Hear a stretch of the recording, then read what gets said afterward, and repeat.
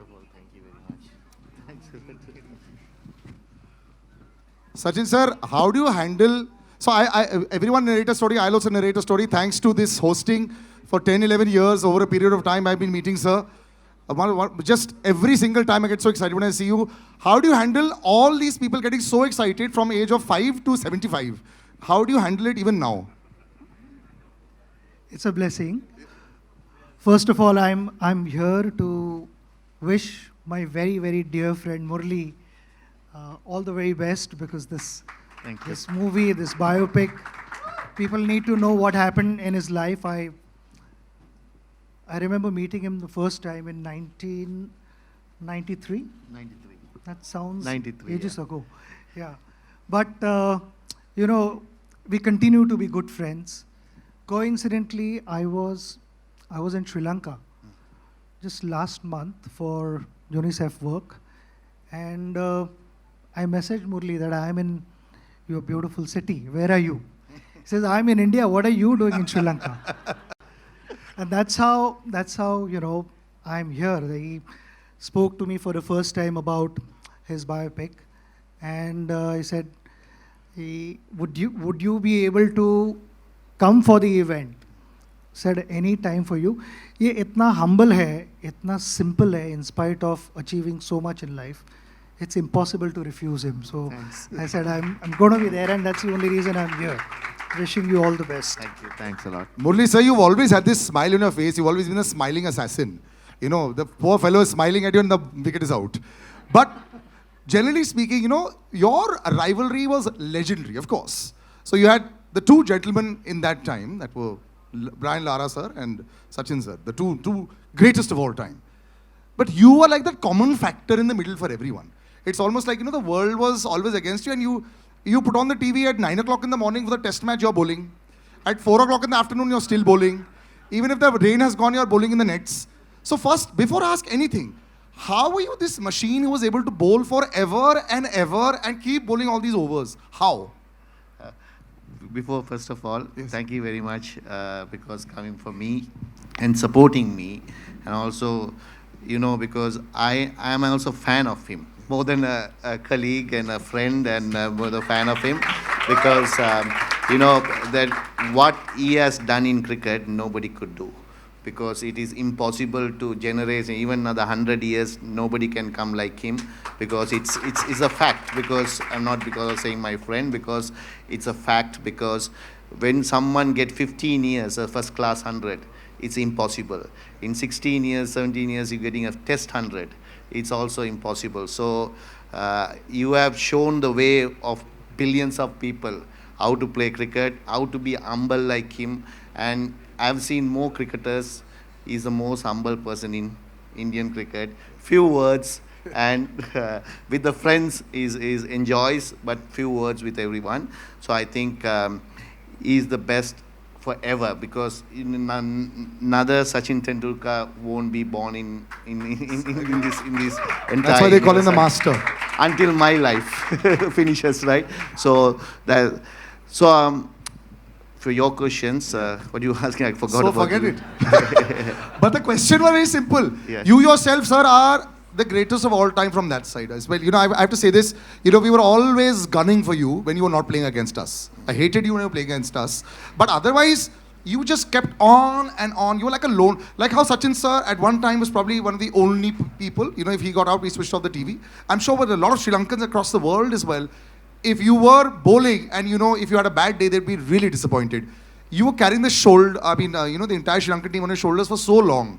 Just talk about that experience as well also, because in many ways you're very similar. So two things. I know Sachin was carrying same way. It is harder because batsmen all have one chance. So one mistakes, you're finished. Bowler can do many mistakes. So I have a better chance of succeeding than him. I'm still waiting for that juicy half volley. He has never bowled that to me. So it was difficult, but thing is, because to carrying the whole team, because the reason was Sri Lanka was not a great side when I started, because then only it slowly became because legends like Sanath and Sangha to Mayala to Arjuna Aravinda all came that when we are playing our era. So that's why I think at the time, bowling wise, because see, I took a lot of wickets because I'm bowling one side because somebody has to take wickets, right? You're Then very, very modest, sir. No, and Vas and me to bowl because didn't have much. In later stage only the bowlers came, so I had opportunities, a lot of opportunities. The pressure is high, so that pressure because if you enjoy the game, you don't think about the end result.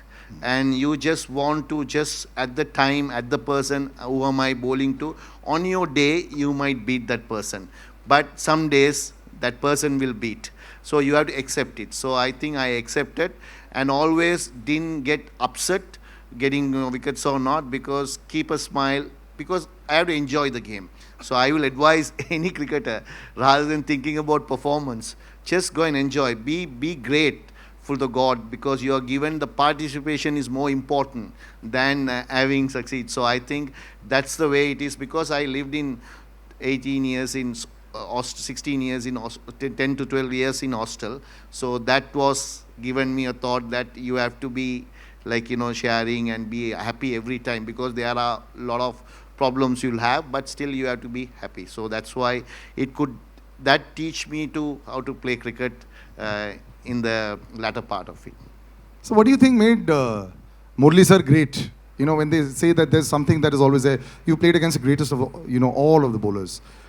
What made him so special even while you were playing? Because I remember for a long time, Murali sir used to only bowl the incoming delivery. Eventually, later on, you developed the other bits, and we saw that just with that one ball also, he used to keep on at it. So what was so great about Murali sir as a bowler? See, just now the way he answered that earlier question, that if an individual is not going to appreciate for what one is able to go out and do, how would the rest of the world appreciate? And that is what mental strength is all about. There are not going to be good times every time you go out. There are going to be ups and downs. There are going to be disappointments. But from those disappointments, how do you rise back, get on your feet and start competing? That makes you a real sportsman.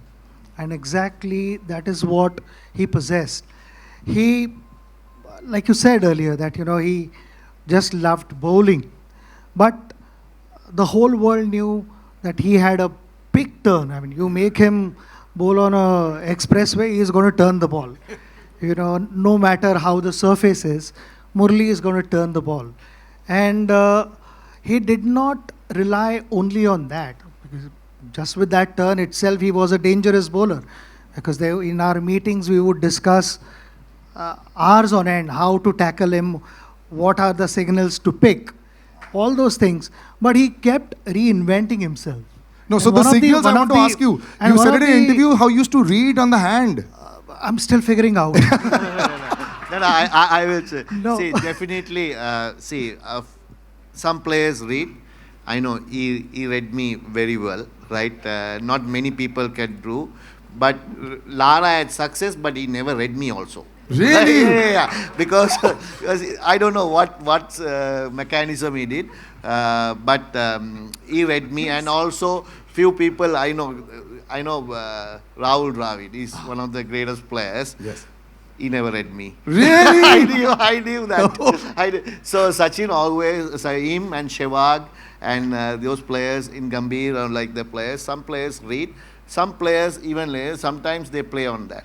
So it's definitely I am saying he read me. Few people read me, and even in my team, some people read and some people doesn't, because some are playing ways are different. Because legend like him, he watch from the seam of the ball, from the hand itself. Some people doesn't. They do the pitch. Of the pitch. Yes. And that's where he was. Yes. So when, like he said, that very few guys read him. But in that also he wanted to develop more things, and if I'm not mistaken, he developed Dusra in the late 90s. Yes, much later. Yeah. Yes. And the story that I heard through Harbhajan was, इसने दूसरा डालना तो बहुत पहले सीखा था, मगर वो नेट में प्रैक्टिस करे जा रहा था. So for 18 months, he continued practicing Dusra in the nets before he bowled the first ball in international cricket. and that the reason for that was that he should not lose his original strength, the qualities that he possessed, while continuing to bowl well in test cricket. In that, you continue also to develop new things, introduce new things, because you have to, like I said, you continue reinventing yourself. Like how bowler is reading batter's mind, batters are also trying to figure out what the bowler is trying to do. So the combination, and to then plan this, execute, consistently outsmart batters is not easy. And that is what we experience all the time. And a gentleman who probably didn't care about the pitch, the overcast conditions. He just had a bat in his hand and he used to go 6 balls, 4 sixes only. His name is Sana Jayasuriya. Ladies and gentlemen, can we please have him on stage?